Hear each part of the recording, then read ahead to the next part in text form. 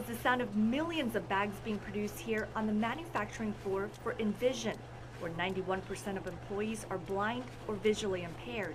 Here in Envision, we like to look out for each other because we all in the same predicament. Jermaine Adams has been legally blind for 9 years. An eye disease took away part of his vision.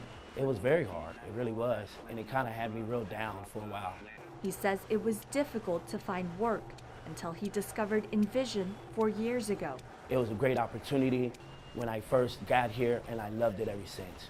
3 million plastic bags are made here in this Wichita facility every 24 hours. In the trash bag world, can liner business, we're a small player, but that's still a large number. So you can imagine how many plastic bags in the country are being used on a daily basis. That's about 3,000 bags every minute.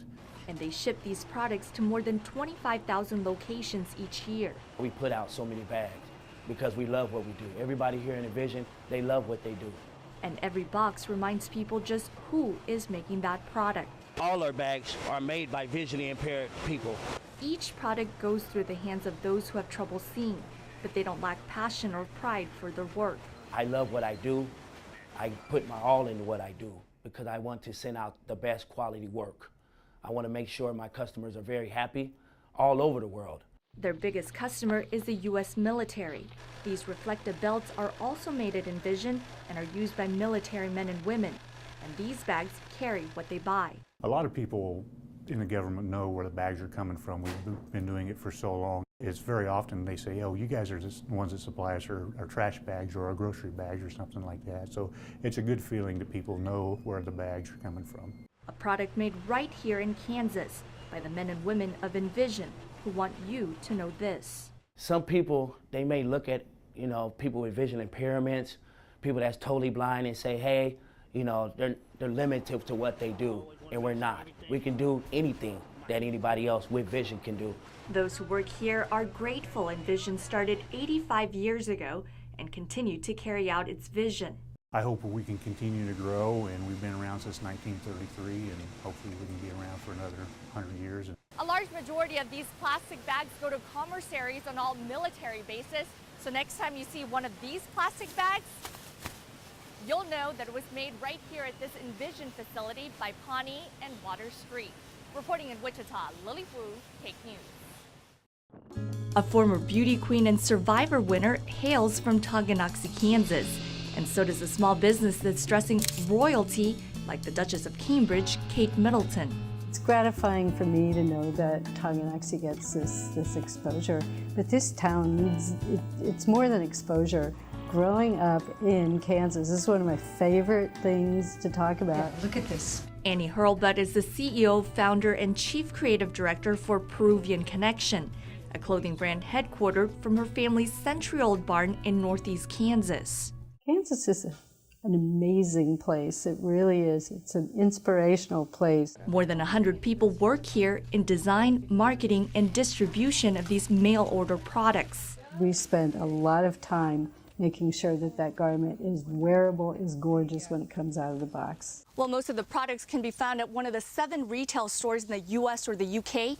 They will ship most of these products out of this facility in Tonganoxie, Kansas. But there was one product that sold out immediately after this. She just looked like $1 million in it, and it was the perfect thing for her. Middleton donned a fur hat from Peruvian Connection, all while walking alongside Prince William and the rest of the royal family on Christmas Day.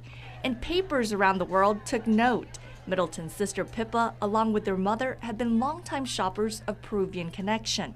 They obviously have access to whatever they want. To have them pick us for a fair amount of business over the years, and it's tremendously validating. The brand launched in 1976 when Hurlbut and her mother Biddy began importing handmade products from Peru.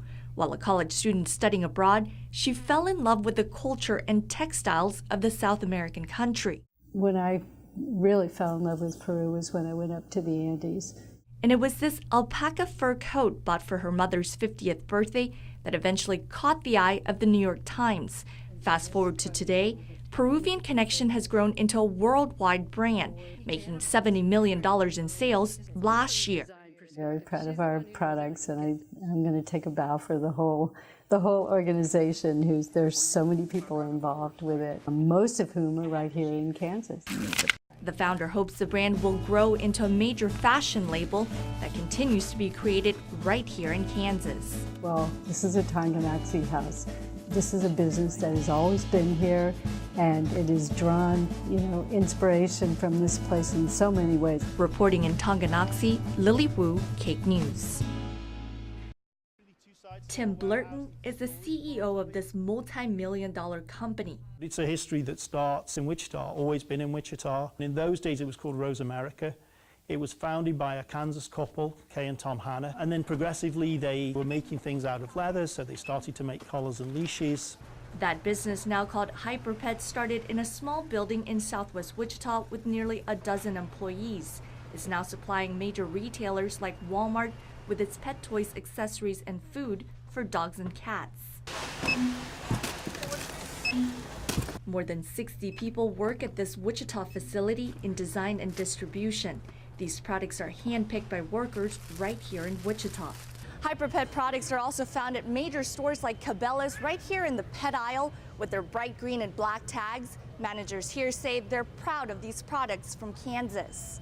Hyperpet is also a supporter of local groups. It's been helping with the Kansas Humane Society's fundraising event called Wolfstock since 2002. We love that Hyperpet is local to Wichita, and they do so much work with not only us, but other rescues in the area, which is just amazing that they're able to do that. And their cats and dogs also model for Hyperpet. That's always a lot of fun when they come and want to do a photo shoot with us. We love getting the exposure for our animals and helping them out too.